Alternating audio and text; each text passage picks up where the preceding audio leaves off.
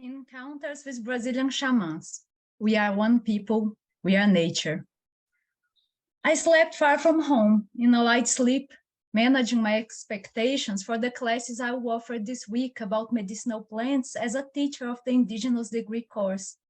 Early in the morning, I have breakfast at the tiny inn with Violet, the monitor who is escorting me. The driver of the scheduled taxi calls us on the street and we head toward the Machacali village. Enthusiasm mixes up with the butterflies in my stomach. The trunk and seats are packed with the stuff we bought yesterday at the supermarket and our teaching supplies. As she bends down to hold the folders that almost fall with the shaking of the precarious dirt road, Violet says, Anna, when teaching on Machacali villages, we always have to bring this over purchase. The Machacali share everything. So if we just bring the usual counted food and cleaning supplies, we end up getting the course's operation hampered in the last few days. Their solidarity is remarkable, Violet. It is also so different than what we experience in our cities. In that collective spirit, our student David told me that the whole community was invited to the classes and that the shamans were eager to participate. I confess that I am a little intimidated. Can you imagine that? How could I teach about medicinal plants to shamans? They are standing here even 500 years after this land's colonization, proving that there are other very real ways of living and attending to healthcare. Certainly, Anna, but despite so much resilience, they are also very vulnerable. The government recently allocated this indigenous community here on an emergency basis.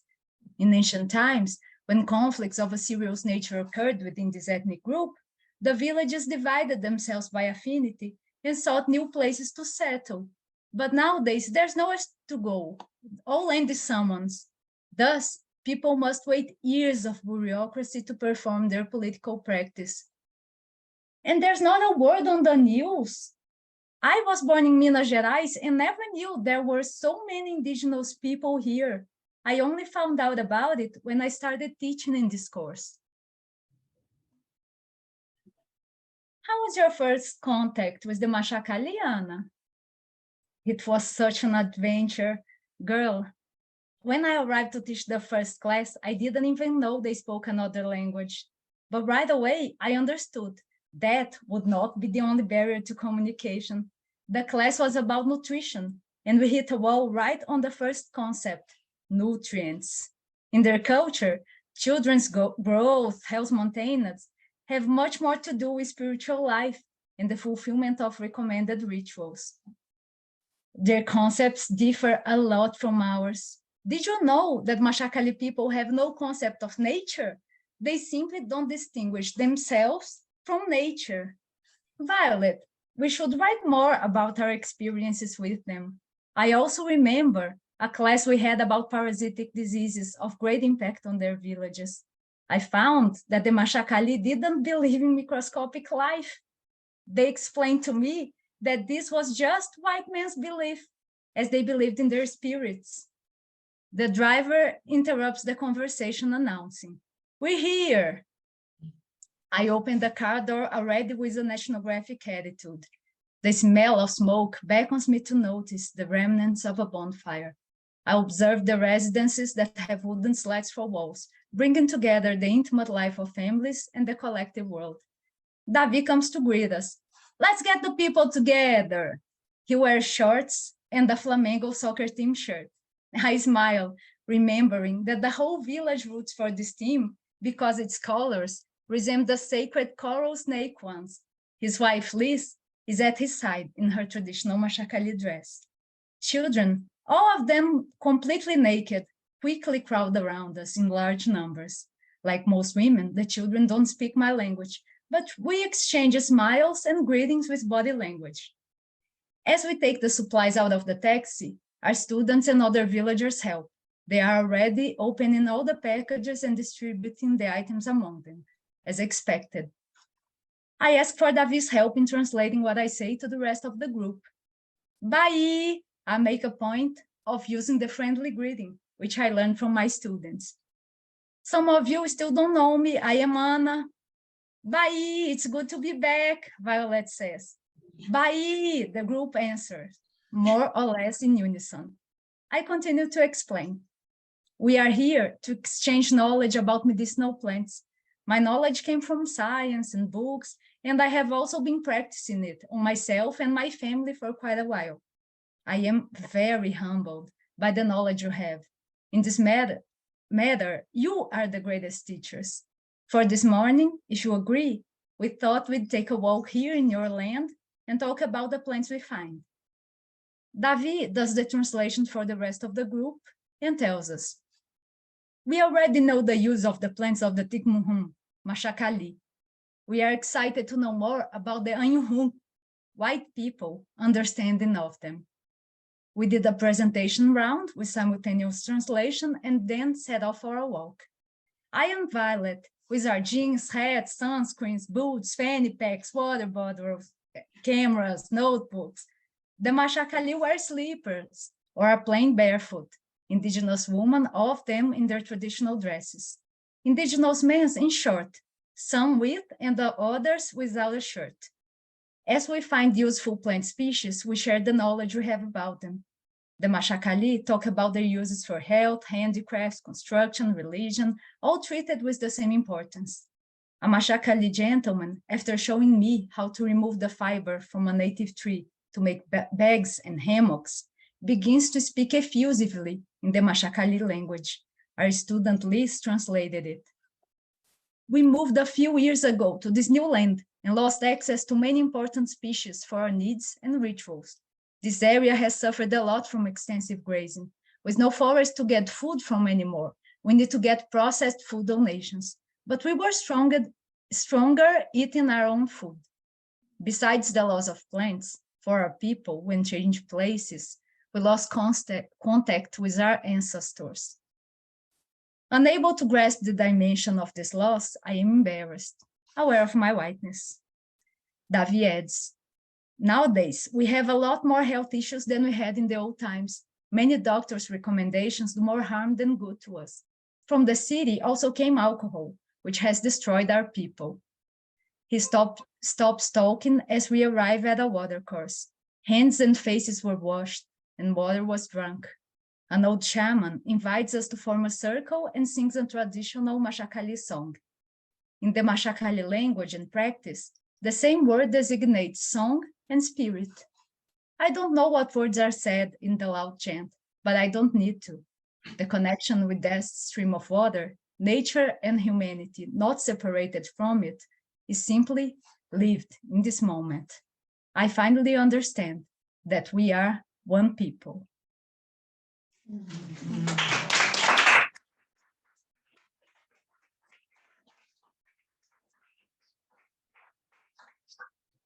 Wow, you did 8 minutes, Anna. Amazing. Oh, yeah. Thank you. Yes. So, Gael? Can I stand up there or just do you, whatever you prefer? Stand. I'm always for standing. I think that's nice that you do.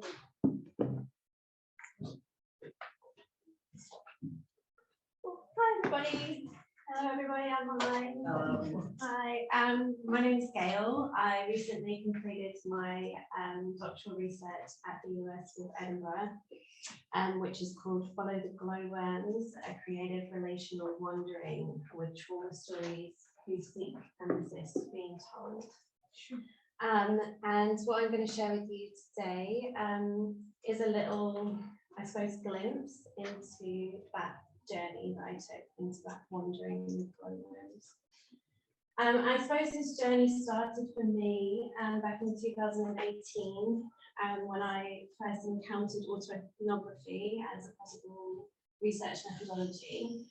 And inspired by Sophie Tamas, I was hoping to complete an autoethnographic exploration into my experiences of, I suppose, relational partner abuse when I was a teenager.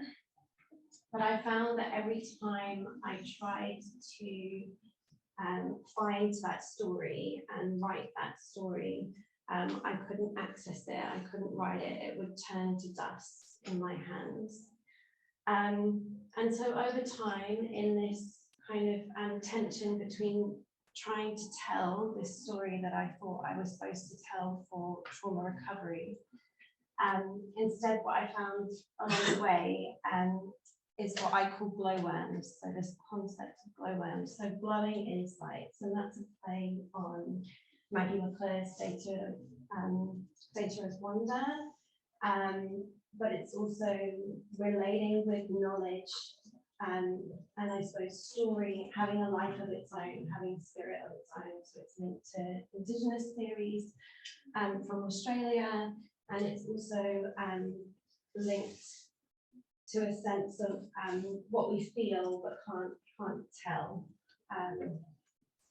So today, what I'm going to share with you is a few storied vignettes from this process of attempting to follow a story over time, over its life and the glow that it has. And we'll see how far we get with time and how many of those little vignettes I have to share with you. But a big part of what I'm sharing today is glowworm poems. So this is part of that presentation. This is a box of objects that I submitted as part of my doctoral thesis. And each of them have a fragment of a story that I told within the thesis itself. And I'm just going to get a couple of them out, but then I'll share the box with you while I'm speaking, so that can go around as well. And you can just get a sense of some of the other stories that might have been a part of the thesis as well. Of course, the ones I need are right at the bottom if I need to.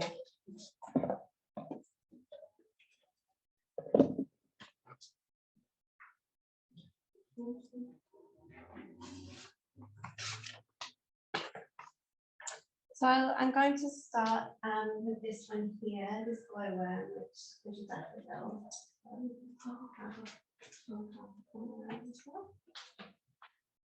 So this is Daffodils with Derek.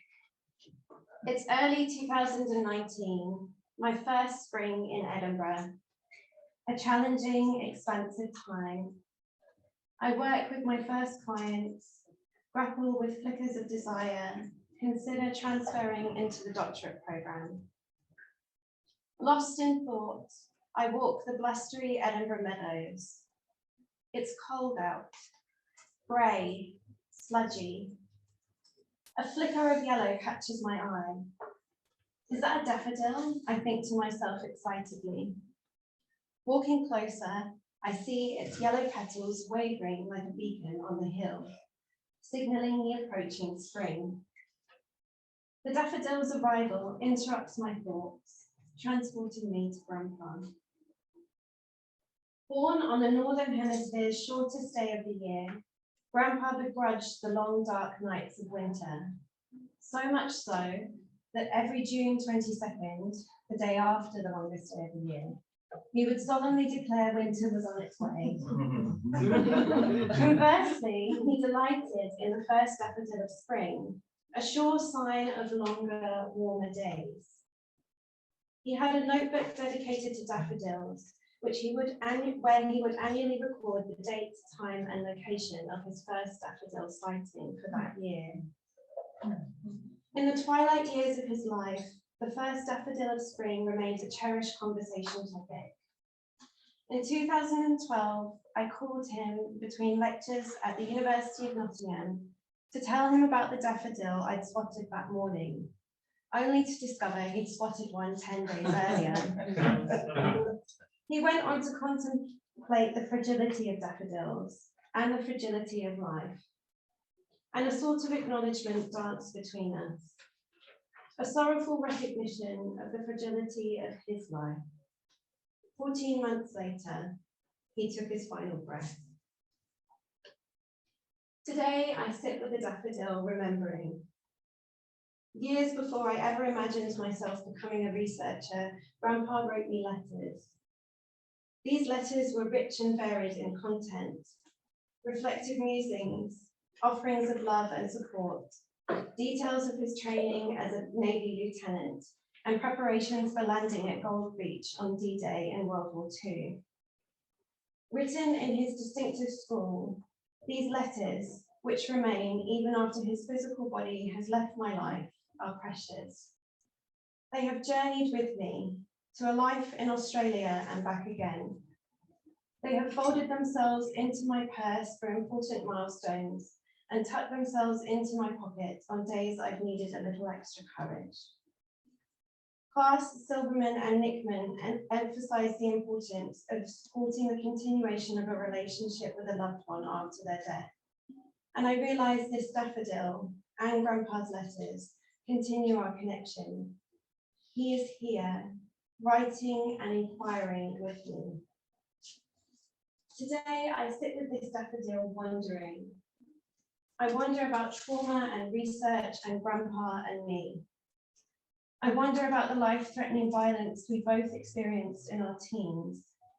His on a gold beach with a war, mine in a yellow room with a boy. I wonder whether Grandpa can journey with me on this research journey, whether we might find, tell, and witness his story as well as my own. I wonder about letters and their role in this research. I wonder about writing letters to and from and with Grandpa as a route of inquiring with our respective trauma stories. This unexpected interlude opens me up to the possibility that following the wavering beacon of the daffodil and the glow of Grandpa's letters may not necessarily be about meaning making, at least in the traditional sense, but about the effective experience of the daffodil and the letters and what they create with me and my inquiry.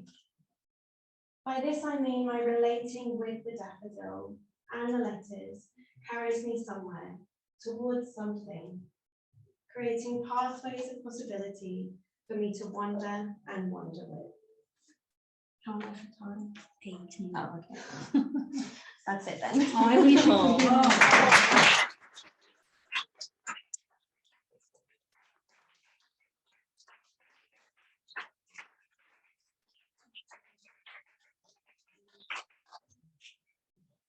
Wow, thank you.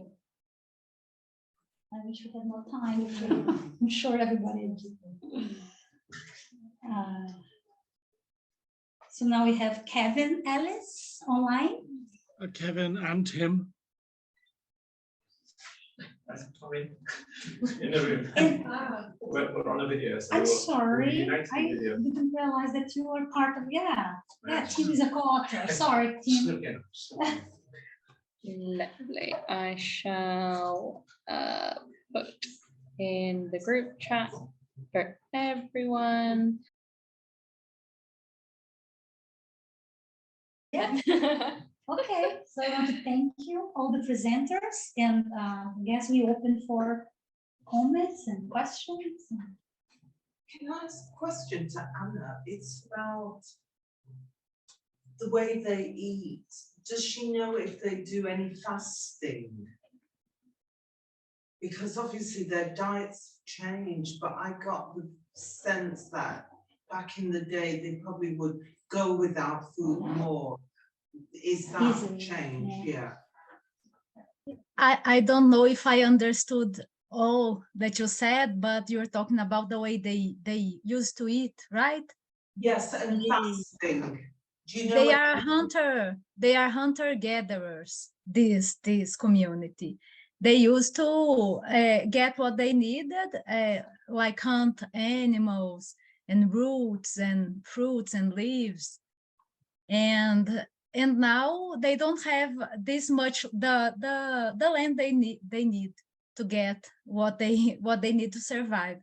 So there's public policies on place, but those policies don't allow them to keep living the way they used to. And the loss is immense. Now they have diabetes and high blood pressure and all the stuff that they didn't have before, right? And there's still the diseases that we bring to them, like COVID and others, right? So Anna, I don't know if she understood. She asked specific about fasting, jejum. Ah, If you heard something about it. yeah. I sorry, I didn't understand. No, they don't they didn't tell me about fasting. No, I don't know about that.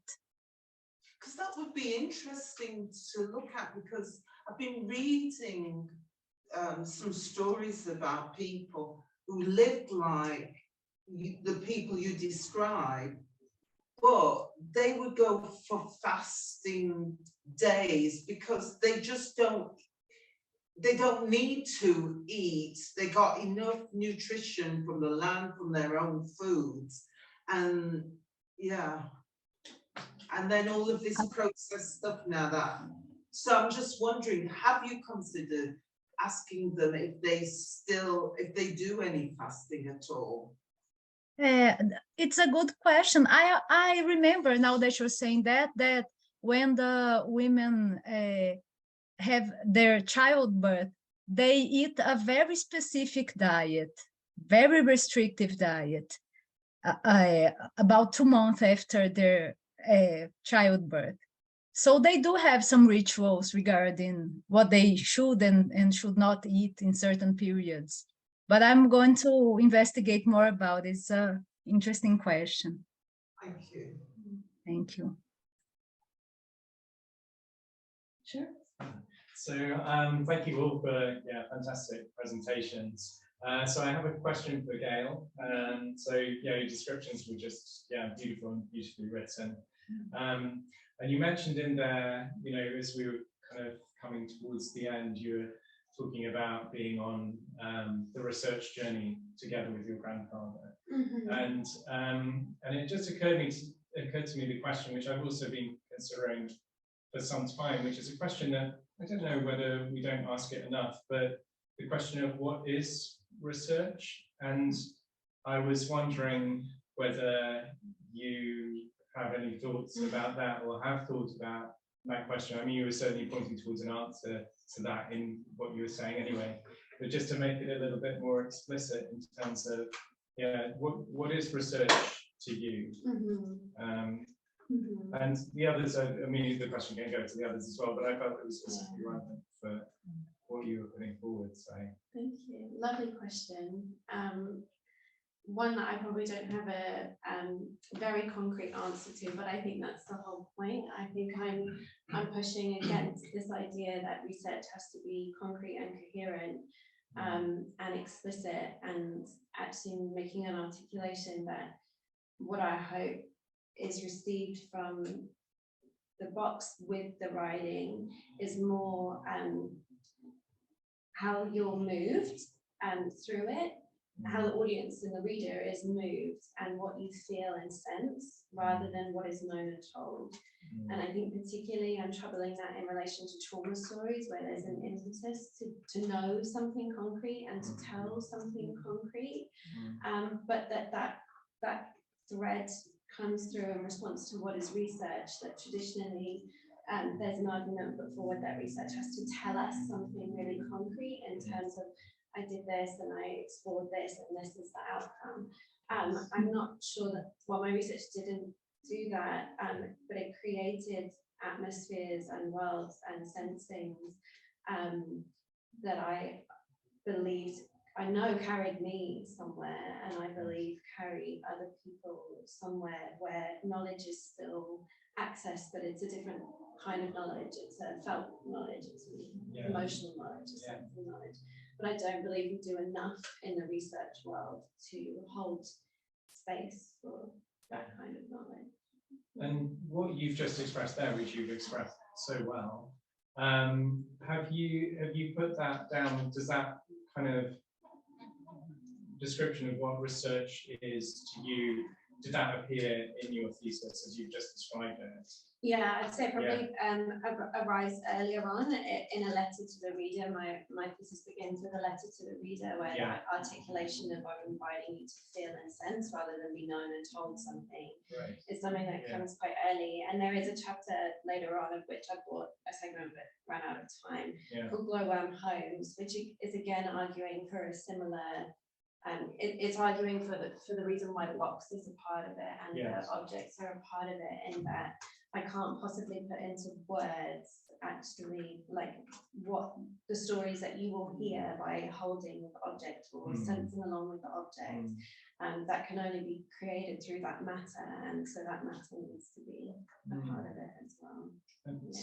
Sorry, just one more question from that is that, and you may have mentioned this, I may have just, you may not have mentioned it in your talk, but that kind of approach to research and what research is, do you relate that, is that relatable to the work of others who see research in a similar kind of way, or and who might those people be? Very good question. I brought in new materialist theories. So I worked a little bit with Karen Barad, and I worked a lot with creative relational inquiry, coming from Edinburgh and the Centre for Creative Relational Inquiry. So Jonathan Wyatt's work and Fiona Murray's work, I worked with significantly in that. I played with Maggie McClure's concept of the wonder of data, but through the idea of glowworms. So she believes that in qualitative research, we are drawn in our analysis to data that glows. She talks about the data that glows, but for me, I didn't even have data that something was glowing. So my point of glow was much earlier in the process than I was thinking. But then I actually drew quite significantly on Indigenous theories from Australia as well. And I grapple with that tension in the thesis of what right do I have to use such theories as a white British kind of person. But what felt really alive for me there was this sense of stories and sensations having life of their own, and that being a really significant thread that gets silenced out of academia because it's not currently within research in the same way. So Tracy Bunder at the University of Queensland writes about that, and Kathleen Stewart in terms of affect and affective atmospheres as well. Fantastic. It sounds like a great piece of work. Yes. Okay.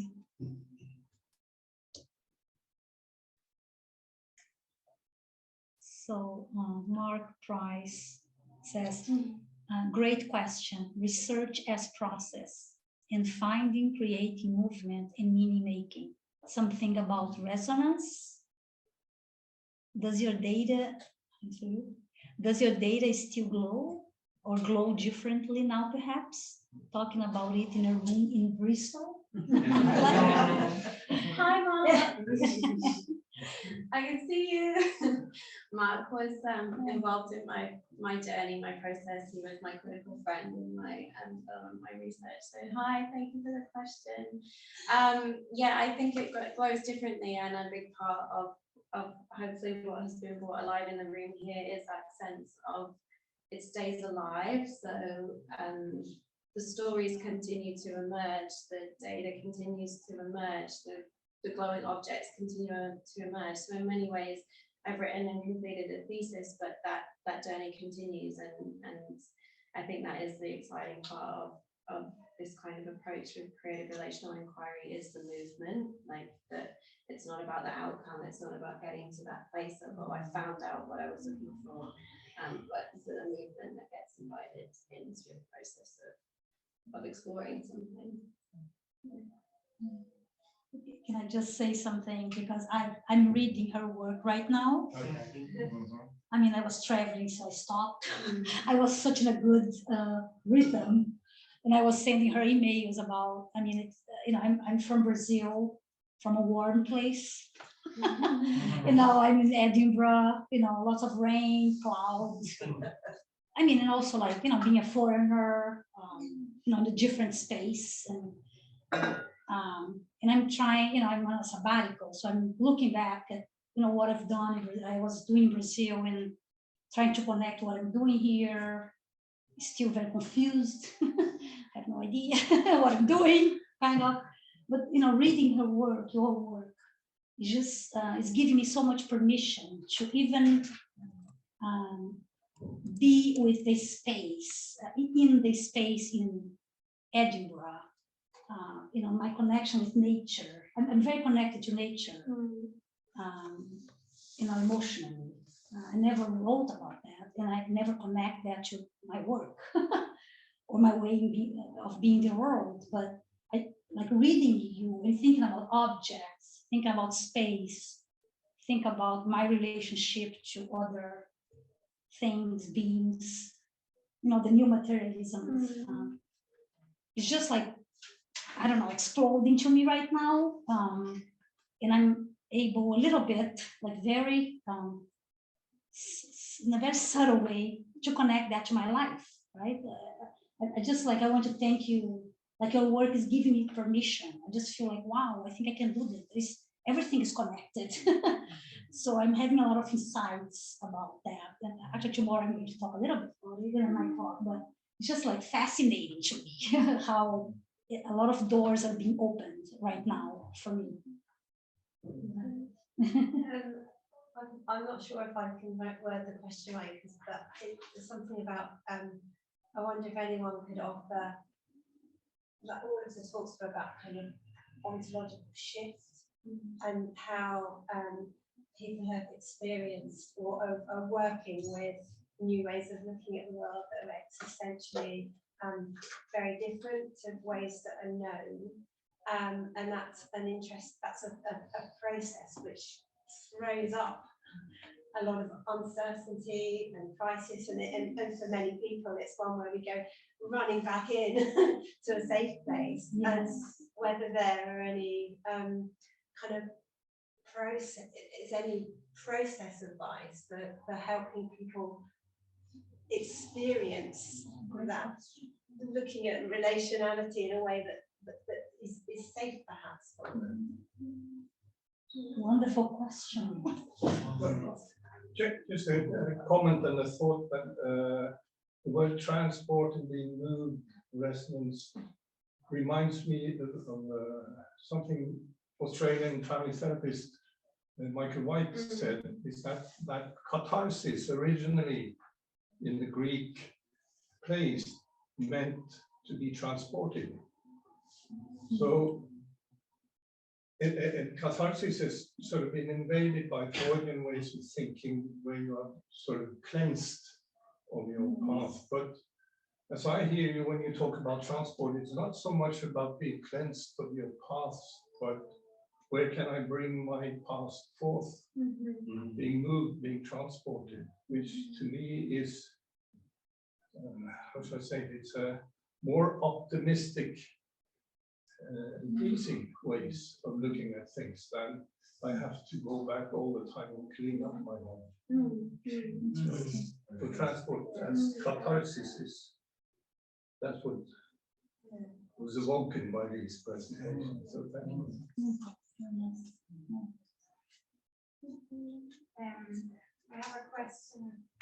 I found like when you said you feel so connected to nature, and then you have the shamans, and then the last is that I think it can be argued that having faith is countercultural. So I found that there was something I don't know about looking into faith, whether it be indigenous or what Kevin said, Christian, that we kind of lose that. And I think in that I felt that I was wondering how do you work, and with that maybe for Kevin an answer, while being in this academic field as well, which always asks for, I don't know, proof, or and faith is almost the opposite. Like how do you combine faith and spirituality in academia? I struggle with that a lot in my own research. Could you hear that, Kevin? You are not really, sorry. Did somebody repeat? Yeah. Do you want to repeat? So The microphone is, oh, maybe it is here. I don't know. okay. Can you hear me well? Yeah, I can hear you. So what's your name? Mai. So Mai is asking about, she's very intrigued by the idea of faith and how, it makes sense of it in academia. Like it seems so counterintuitive, right? We are always trying to prove something, and then when we talk about something that, you know, like faith, what do we do with that in academia? So she's interested in your perspective about that. And maybe how you can like save faith from being kind of killed by academia as well. Yeah, did you hear that? How you, did you hear that? Yeah. Yeah. Yeah. Oh. I think Tim should answer the question, really. Oh, gosh. So I'm going to let the whole room know, Kevin, that you're doing a second PhD, and just let that sit there. Right? I mean, that could just prove that my answer is going to be eccentric. Gosh, I guess the title of the paper that Tim and I did was "Dancing with Faith and Doubt." I've always never thought that faith was something I was completely certain about, and I imagine that there'll be some bishop somewhere hearing my recording of that and calling me in and asking me some questions. But what I mean by that is that faith gives me life and joy in some ways, in ways that, say, other things do for you. But it's odd, you see, because in a previous life, my first PhD was in biblical scholarship, and everything within that is based on certainty. Difficult though that might seem to fathom. So historical research, learning of languages, 7 footnotes after each subclause in a sentence. So almost the biggest shock in terms of dealing with faith in academia has been the discovery of AutoEthnography for me, and that's why it amuses me that we use the word epiphany in autoethnographic research, when in actual fact it might mean something entirely different in the Christian tradition. But it's a real tension, I guess. If you're a non-dancer like me who likes to dance, there is this tension in life, and it spreads into my faith and into my academic work. Maybe after I've convinced Routledge to publish my second PhD, there might be more answers. But Tim also has interesting stuff to say about this, I think. Well, the first, for me, I've come from a different angle. So my first attempted degree was divinity. I went to the University of Aberdeen to become a minister. And this is also going to cut out because of 8 minutes. By going into that, I went into that place in a panicked response to the growing awareness of the death of my faith. I knew that it was gone, or was very, very thin, and so my reaction was to go right into that part of it and then be as godly a person as I could possibly be, because the wheels came off, I didn't work at all. It was extremely painful, extremely difficult. I'm very isolated because I've gone away from every means of support or any sort of mirror of me, I suppose, if I think about our relationships with other people and how we constitute our people in a different context. We meet people in, and those people each have a different me that they interact with, and none of those me were present in the place where I was. Just me and the disappeared God. Sorry, and so and I think I wanted to answer this question here about that, and say that I think it's the company that you're in. I think it's the most important thing. So whether you're in the company of somebody who's passed, or whether you're in the company of a totemic object or a collection of them as you find them, it's about having the safety of the company of those things which help you to be all the different views that you need to be. In that space, somebody was speaking this morning, I think it was Kate in the session in here this morning, mentioned about the different selves, and I was thinking about internal. She's just behind you.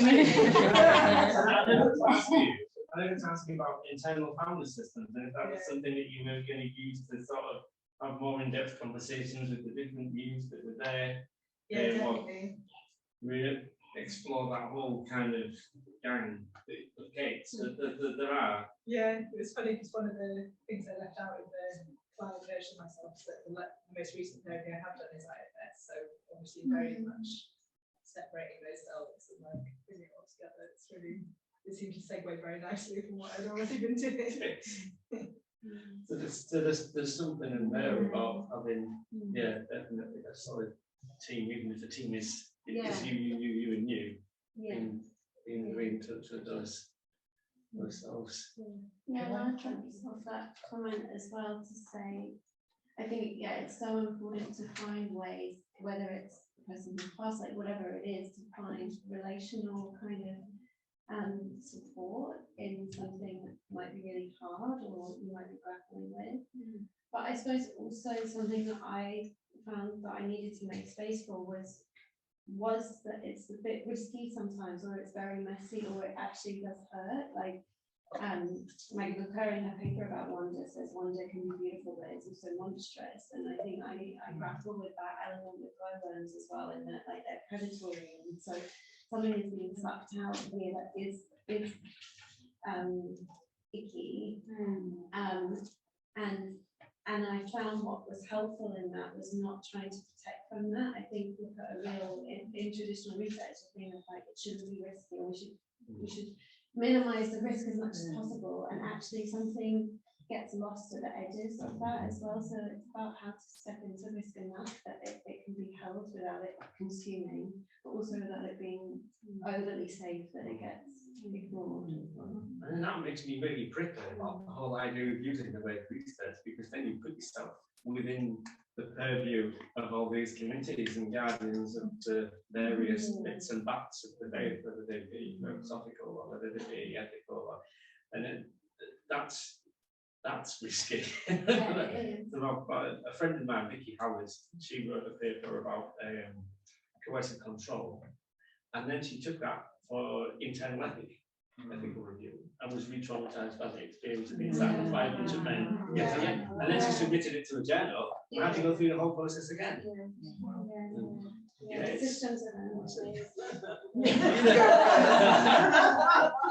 I think you should battle it out. You both raised your hand at the same time. I thank you. Thanks. Given, I want to make a comment on the way in which you presented, or the program presented you as a vicar and a fool and a PhD student. And I just want to I want to thank you for it, but I also want to give you a appreciation actually that I have with it, and that's the idea of calling yourself a fool. For me has something of, I'm not taking myself too seriously, which I always think is an incredible virtue that I've always been striving towards. But also for me at the same time, it's also an acknowledgement of a sphere that I cannot entirely explain, and that I still fall for it. And religion for me is maybe one of those, and I speak from growing up in church and falling out of church and rolling my eyes at it. And as I'm growing older, I'm realizing that many of the people that I really look up to are religious people who acknowledge that they cannot explain everything, and they don't need to. And they sort of marvel in that position. So I appreciate that. Well, thank you. I guess in Old English, Anglo-Saxon English, apparently, which is something I've retained from a long time ago, the root word for holiness and foolishness, they come from the same root word. Which I kind of like, and I tend, I'm quite adept at not taking myself too seriously. Sometimes that's a defense mechanism, and but when you talk about faith, you're talking about something really serious, and I'm involved in people's lives at the beginning and end, and that's a real privilege. But I hopefully always do it with a smile on my face and an impish sort of grin that I've never quite lost. So yes, the church is very good at keeping itself to treat itself seriously. Those of you who are from the UK will probably remember a sitcom called Father Ted, and those of you not from the UK, then maybe you have watched that zany British humour, but I probably model myself more on Father Jack than on anybody else. Probably enough. Is it all right if I ask my question? Yeah, first of all, I'd like to thank you, Kevin and Tim, because I really love this, because my background is also church, but Pentecostal, so there's no questioning in that regime, and that's why I love this research, because you questioned, and I think by questioning, that is actually faith, because the scripture says that faith is the substance of things hoped for, the evidence of things not yet seen. So you're talking about something not seen, so why wouldn't you question? So thank you, and please keep going. Well, thank you, and I hope that I hope Tim and I will continue this conversation, and maybe be back next year, and hopefully involve others in that conversation as well. I think faith and doubt are good dancing partners, and I suppose the problem comes from why Christians are challenged by doubt is according one of the disciples to doubting Thomas, when all he fails to believe is that somebody's come back to life, which always seems a bit sad, really, that he's given this new name. So thank you. It's something, doubt and faith are both uncomfortable, and that's but I think have much to offer to each other, and maybe you've just offered to join us next year, and we could be a I would love to. Okay, thank you. I think, for the sake of time, I have to finish. I want to thank you, Anna, Gael, Kevin, and Tim. It was wonderful to be here. Really exciting.